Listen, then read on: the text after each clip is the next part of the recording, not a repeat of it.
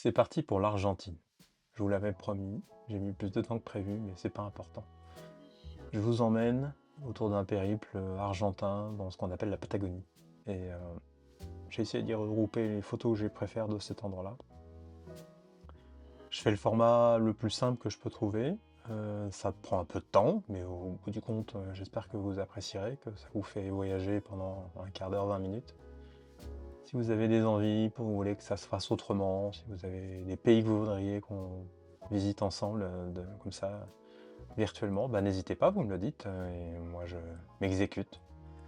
Sachez évidemment que toutes ces photos sont disponibles à la vente. On peut les imprimer en grand, on peut les imprimer en cadré, on peut les mettre au mur, on peut faire des papiers peints, on peut les imprimer sur papier. Et si vous avez des cadres ou si vous avez des besoins ou des envies, bah, vous savez où me joindre, vous savez comment ça marche maintenant. La Patagonie. La Patagonie, on pense souvent à Ushuaia, on pense souvent aux grands parcs nationaux du Sud, on pense aux grands espaces, aux grandes montagnes, etc. Mais la Patagonie, c'est une région de l'Amérique, de l'Argentine et du Chili qui est extrêmement grande, qui globalement couvre 3000 km et qui représente des climats et des ambiances qui sont très différentes.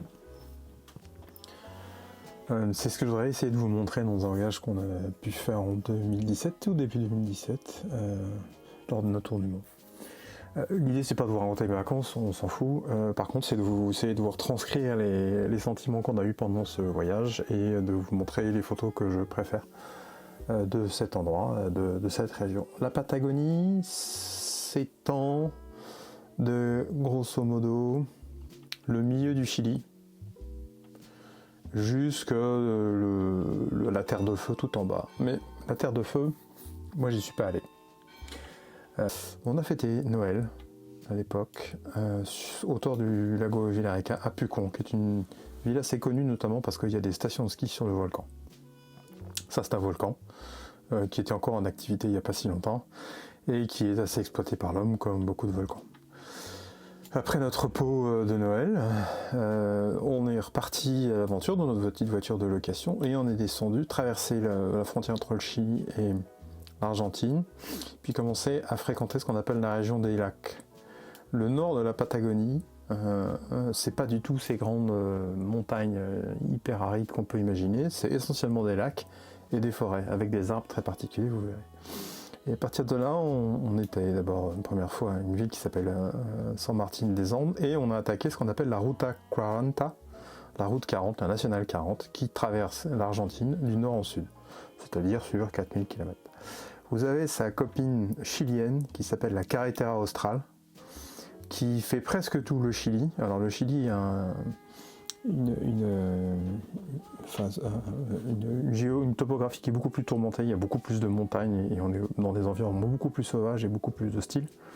Et il y a une route qui n'est pas complètement terminée, il y a des moments où vous prenez le bateau, il y a des moments où c'est des chemins de terre, vous ne pouvez pas la faire en voiture normale, qui traverse le Chili de part en part, en tout cas du Grand Sud jusqu'à la capitale. Nous, on a préféré le faire côté argentin parce que c'était plus facile avec les voitures qu'on avait. Première étape à San Martín, deuxième étape dans une petite cabane autour de ce lac-là.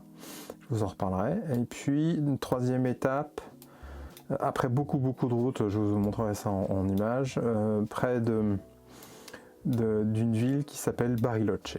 Bariloche, c'est aussi très connu.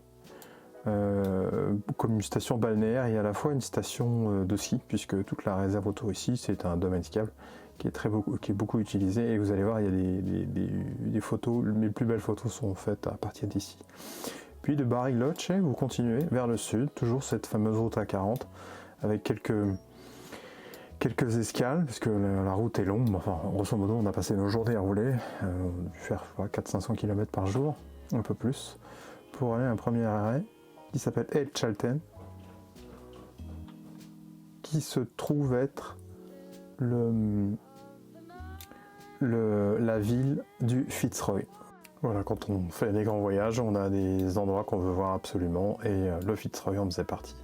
Le deuxième endroit qu'on voulait voir absolument, c'était le Perito Moreno. Alors le Perito Moreno, le glacier. Il y a un endroit qui s'appelle le Perito Moreno, qui n'est pas glacier, et le Perito Moreno, le glacier lui-même qui est ici, est à côté de la ville qui s'appelle El Calafate. Alors ça, c'était vraiment l'objectif principal de notre descente de la Patagonie.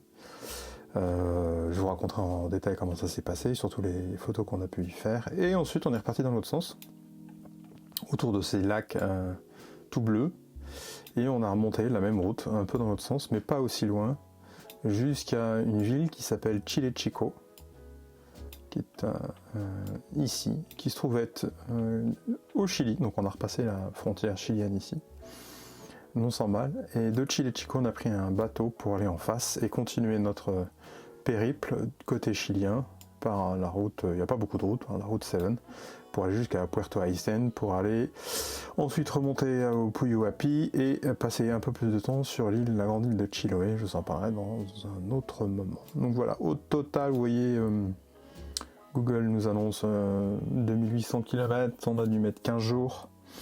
Il y a beaucoup de choses à raconter, donc je passe aux photos, ce sera plus simple.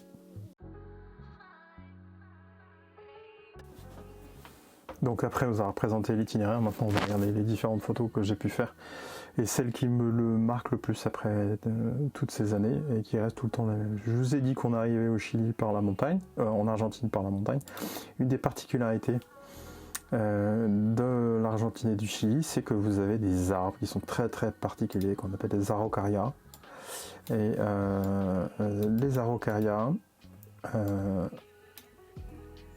les araucarias sont appelés aussi le désespoir des singes, parce que vous voyez, ce sont des arbres où on a envie de grimper dedans, mais ça ressemble à des cactus, ça n'en est pas.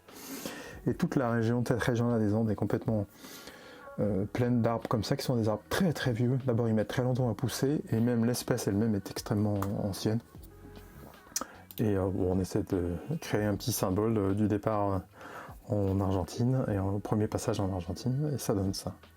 Quand on continue, la première étape dans une petite ville à Saint-Martin-des-Andes. Alors c'est très particulier parce que ça ressemble un peu à un petit village américain, mais pas complètement. Il y a un petit peu plus à la fois quelque chose d'un peu désuet, mais un peu moderne quand même.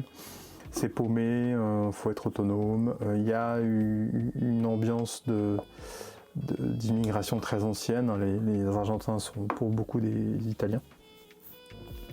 Et à la fois, on a vraiment une ambiance très particulière. On a passé une bonne soirée ici.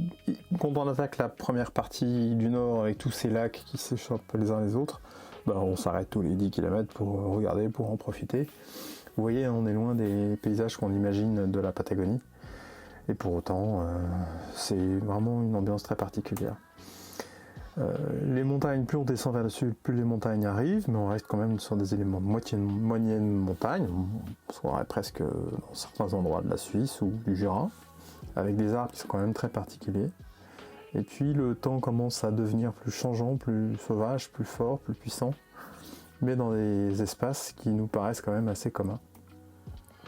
Voilà, typiquement le genre de paysage qu'on voit quand on prend la route. On se croirait peut-être aux États-Unis, au Canada ou dans certains coins de la Nouvelle-Zélande, que sais-je encore. Et ces grandes routes à perte de vue, encore dans un monument, dans une région montagneuse. Bon, voilà, toujours ces lacs qu'on voit un peu partout, qui permettent de devenir de plus en plus humides et qui descendent, enfin qui créent vraiment ce sentiment canadien, on pourrait le dire. Sauf que ce ne sont pas des arbres que vous retrouvez au Canada, c'est très, très unique. Évidemment, en Argentine, on mange de la viande. Alors, je passe pas les restaurants, il n'y a pas de légumes, c'est que de la viande avec des braises, version XXL. Bon, j'ai pas beaucoup de photos de ce moment-là, mais c'est indispensable d'en parler. Et on est ici près de Bariloche, San Carlos de Bariloche. C'était au 1er janvier, et probablement la photo que je préfère le plus de notre voyage argentin, tout en haut du domaine skiable en fait. Donc là-bas, au 1er janvier, c'est l'été, donc il n'y a pas de neige, enfin très peu. Et vous vous retrouvez face à cet océan de lacs et de montagnes jusqu'à perte de vue. Là on est orienté plein ouest, donc vers le Chili. Et cet agencement de lacs, de montagnes, de percées, de soleil en travers ces nuages crée un sentiment jamais vu. Cette photo elle paraît peut-être pas formidable pour tout un tas de points. Je trouve que la composition est pas très lisible. Mais quand vous l'avez en grand format devant vous, ce qui serait formidable, c'est d'avoir un papier peint, de l'avoir face au fond d'une salle en gigantesque. Vous êtes au début de la fin du monde, il n'y a pas d'autre mot. Et je trouve que cette photo est fantastique pour ça.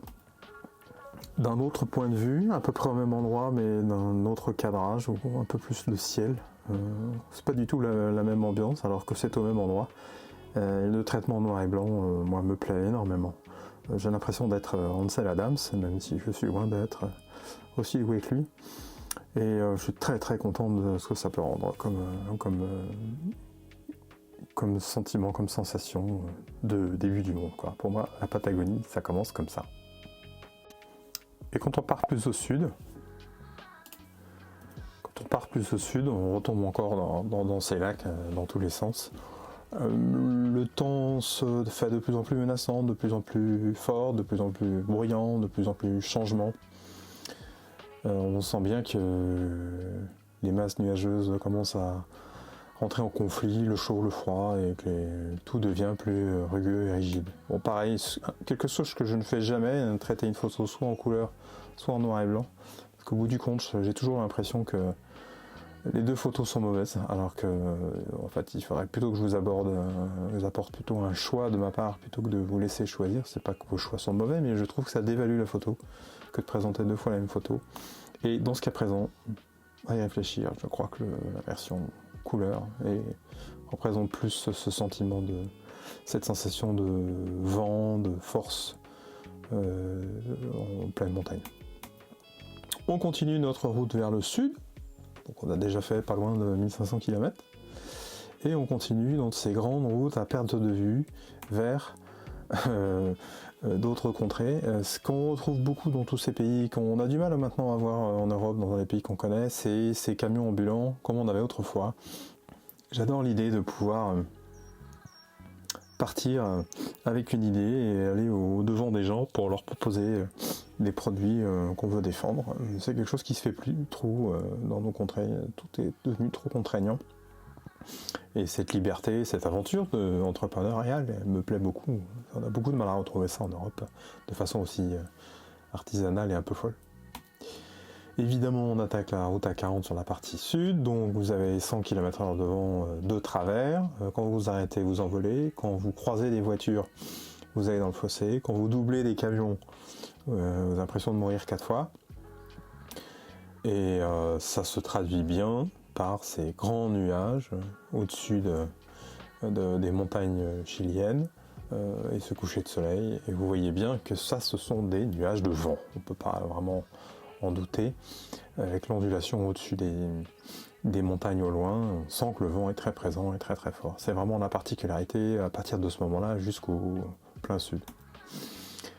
Vous faites le plein tous les 300 km, 200 km, et croyez-moi que quand vous voyez une station essence, vous vous arrêtez, vous refaites le plein. Ça devient un réflexe, parce que la prochaine, elle est dans très longtemps, et que si vous êtes en panne, tout est très compliqué.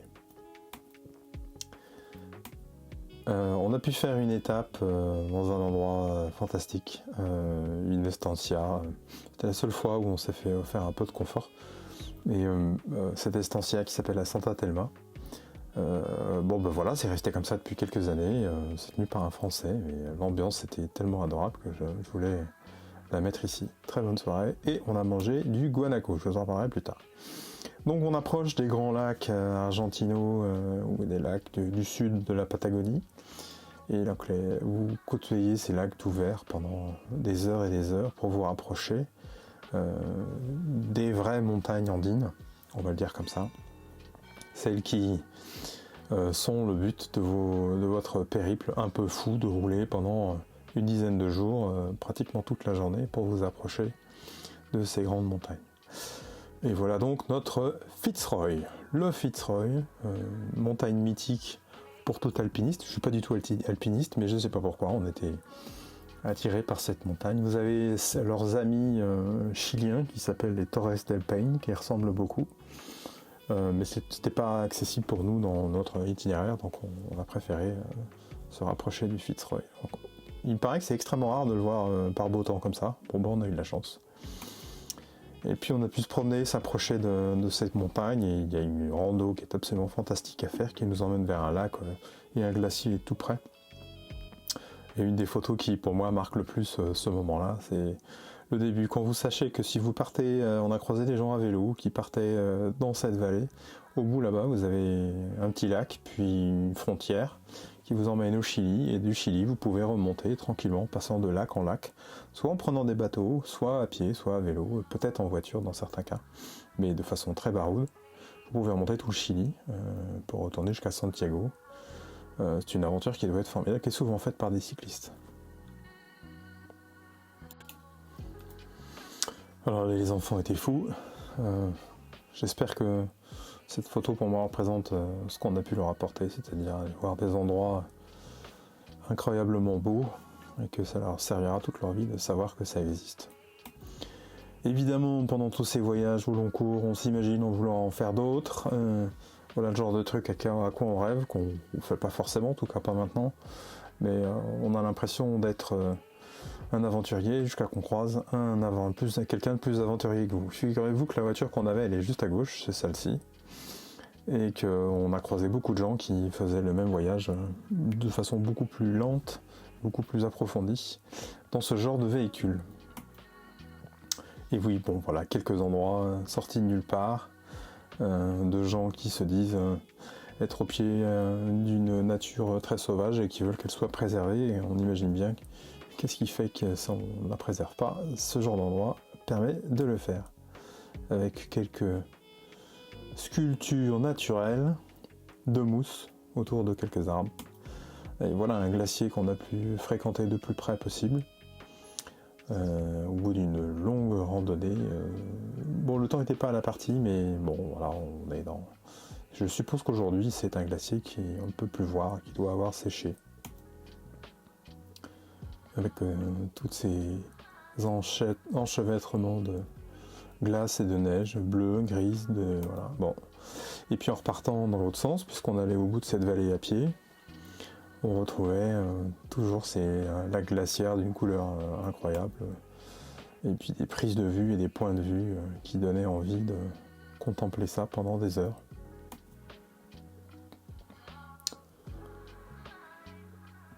Photo difficile à prendre puisque brumeuse, donc le côté un peu bleuté vient de l'objectif qui permet d'éliminer une partie de la brume, et puis le recadrage et le traitement de la photo. J'aime beaucoup ce bas vert et ce bleu et ce haut blanc avec ces montagnes aussi puissantes au milieu. Un très beau mélange entre une haute montagne et puis une végétation. J'aime beaucoup ce genre d'ambiance. Voilà nos amis du Fitzroy, avec la ville de El Chalten en bas à droite. Un peu plus tard dans la matinée, enfin plutôt le lendemain dans la matinée, et nous partions en route vers le Perito Moreno. Donc on voit au loin, quand on s'approche, on longe le lago Argentino, on passe la ville d'El Calafate qui mérite le détour, et on s'approche de ce fameux Perito Moreno qu'on pensait trouver dans la brume, et qui, plus on s'approchait, plus se trouvait mis à disposition. Figurez-vous qu'on a passé la journée entière, 12 heures d'affilée, à voir ce glacier. Je vais vous l'expliquer jusqu'après. Évidemment, on a croisé plein de gens complètement fous. Quelqu'un qui décidait de remonter toute l'Amérique du Sud, toutes les Andes à vélo. Voilà, avec ce simple appareil. Donc, ce que je vous dis, on tombera toujours plus fou que nous, ou plus fou que soi. Et finalement, ce qu'on fait n'est pas si terrible, n'est pas si dingo, mais il y a des gens qui sont toujours plus engagés que vous.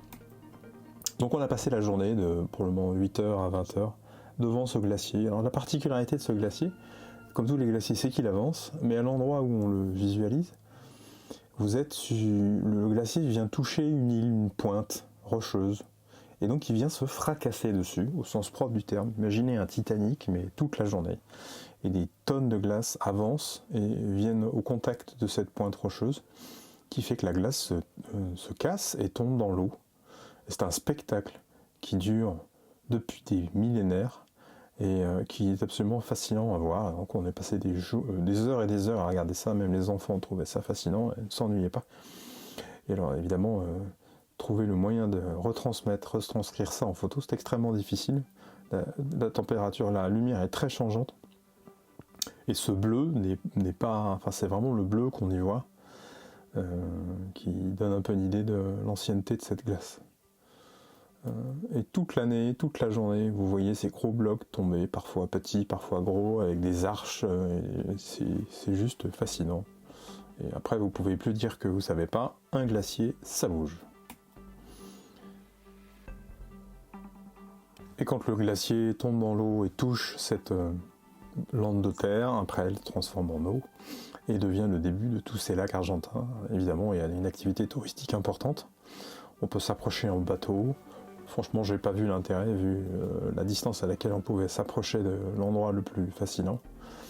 Il paraît qu'on peut aller marcher dessus. Bon, enfin bon, c'est extrêmement exclusif et pour le coup, je le trouve un peu déplacé compte tenu de l'état des glaciers de nos jours. Mais alors, vous voyez surtout la taille de celui-ci, et encore, vous voyez pas les montagnes qu'il y a derrière, les nuages tout au fond, qui donnent une idée de sa taille, de sa largeur et de sa puissance, de la quantité de masse qui avance au fur et à mesure. C'est vraiment surprenant. Alors il y a quelques petites cabanes branchées dans l'eau, vous pouvez vous approcher et créer une fenêtre dans la fenêtre pour voir le début des Andes. Donc ça c'est direction vers le nord là en l'occurrence. Et voilà, on est reparti dans l'autre sens, reprendre notre Ruta 40 et toujours avec ces centaines de kilomètres/heure de vent, enfin 7 centaines de kilomètres/heure de vent en moyenne. En voiture c'était vraiment l'enfer. Et à chaque fois qu'on pouvait, on s'arrêtait pour prendre quelques photos contre le vent, face au vent, dans des situations ubuesques. Et c'est vraiment dans ces endroits-là qu'on découvre des animaux, ça des animaux qu'on retrouve dans toutes les Andes, hein, que ce soit jusqu'au nord du Pérou, voire même en Équateur, la bande des lamas, guanacos, etc. Et vigognes et autres animaux de la même famille. Alors là, vous avez des guanacos qui sont sauvages, malgré les grillages, ils sont sauvages, ils sont pas très appréciés par les éleveurs locaux. Ce qui fait qu'ils les tuent et on les mange. Bon, bah ça ressemble à un bon bœuf, un peu plus léger. Je devrais pas dire ça, mais bon, bah c'est la culture locale, c'est comme ça qu'on fait. Et puis vous reprenez direction le nord et cette route qui n'en finit plus, qui passe des espaces, des étendues à perte de vue. Je pense qu'on doit voir à 200, 300 km. Et cette seule bande de bitume qui traverse ces espaces à l'infini. C'est vraiment quelque chose d'unique. En tout cas, ça nous a vraiment fascinés. Et quelquefois, il y a une piste qui s'égare vers l'ouest en retournant vers le Chili et qui vous emmène au bord d'un lac. Donc, la plupart du temps, ce sont des domaines privés de plusieurs milliers d'hectares où on élève principalement des moutons. On fait tout à cheval. Enfin, il y a toute une culture argentine, le fameux gaucho, etc., qui est quelque chose de particulier et qui mérite d'être vu au moins une fois. Et puis voilà, donc on continue à remonter vers le nord de la Patagonie pour se dérouter vers la ville de Chile Chico, qui est une ville chilienne et qui est la ville de la cerise. Sachez que si vous mangez des cerises à Noël, ce qui était le cas autrefois, peut-être moins le cas maintenant, c'est moins bien vu, elles venaient d'ici. Il y a des cultures de cerisiers absolument invraisemblables. Et on a pu crâner en mangeant des cerises locales début janvier. Bon voilà, j'espère que l'ensemble de cette balade vous aura plu. Voilà, c'était la balade du dimanche. Je vous l'avais promis cette semaine, malheureusement j'ai pas eu le temps. Et si je devais retenir quelques photos qui pour moi mériteraient vraiment d'être accrochées sur un mur, et vraiment profiter de ce sentiment de voyage au long cours. La partie autour de Fitzroy m'a vraiment impressionné. Vous l'aurez compris, cette photo gigantesque et sans espace, enfin sans barrière de Bariloche, c'est vraiment quelque chose de particulier. Et puis évidemment, une photo du Perito Moreno, c'est indispensable. Et quand on se les regarde en plein écran, donc au sud du Fitzroy, le Perito Moreno. Et puis surtout celle-là, moi je crois que c'est la plus belle photo que j'ai faite en Argentine, c'est ces étendues d'eau autour de Bariloche. Vraiment, moi j'adore, j'espère que vous aussi. Et puis celle-ci aussi, la frontière chilienne, près du Fitzroy, qui, je sais pas pourquoi, dans mon esprit, marque énormément. Voilà, j'espère que ça vous a plu. Si vous avez des questions, des envies, je sais que les fêtes approchent, on pense au cadeau de Noël. J'aime pas faire ma promo, mais bon, on peut peut-être faire des choses quand même qui sortent d'un cadeau standard, sorti de Toys R Us. J'ai des enfants qui m'ont acheté des photos pour décorer leur chambre, ça m'est arrivé. Et bah, je sais pas, vous avez des envies, vous avez des besoins, vous avez des bureaux, vous avez des salons, vous avez des chambres, vous avez des toilettes. Ça marche bien les toilettes pour rêver, hein, plutôt que d'être sur son téléphone. Je suis le premier à être sur mon téléphone dans les toilettes et je sais que c'est addictif et à la fois quand on en ressort on se dit mince, on aurait pu faire quelque chose de plus sain pour son esprit, hein. Voilà, un truc comme ça. Allez, à bientôt.